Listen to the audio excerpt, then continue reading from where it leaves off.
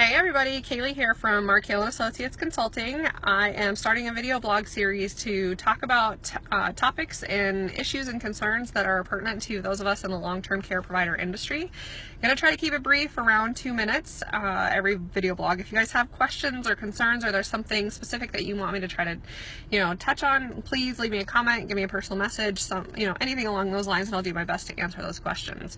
Today I want to talk briefly about root cause analysis. A lot of buildings and facilities are very comfortable using root cause analysis when it comes to falls management. What everybody needs to understand is that CMS has woven this concept of root cause analysis throughout the new rules of participation and in through the quality assurance process improvement regulations.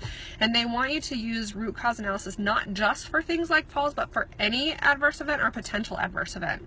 So even if you had a resident maybe who was smoking with oxygen on and they didn't blow themselves up this time, does not mean that we shouldn't do a root cause analysis to try to figure out why that occurred and try to prevent a real terrible accident from happening in the future.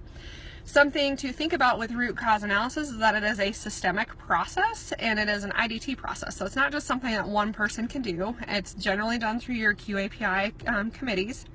And it uses data. And data you can get by doing interviews, by looking at documentation, any of those sources are good.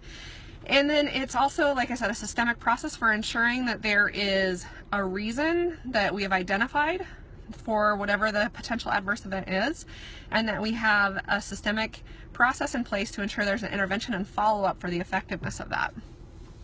So root cause analysis.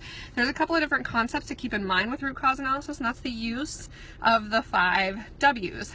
Who, what, where, why, when, and how. If we can answer those questions, that'll help us get to the root of the root cause analysis. The other thing to keep in mind is the 5 whys. So this is a concept where you ask why at least 5 times to get you to the root of the answer. So like an example of this would be somebody who fell, of course. A resident fell. So your first question would be, why did she fall? Well, for example, she got up in the middle of the night. Your next question would be, why did she get up in the middle of the night? Well, maybe the answer is that she had to go to the bathroom. Why did she have to go to the bathroom? Maybe it's because the staff didn't offer to toilet her like every 2 hours. Well, why didn't they do that? Well, maybe it was because the staff have a really heavy hallway with folks who need a lot of care. So why weren't they able to get to her?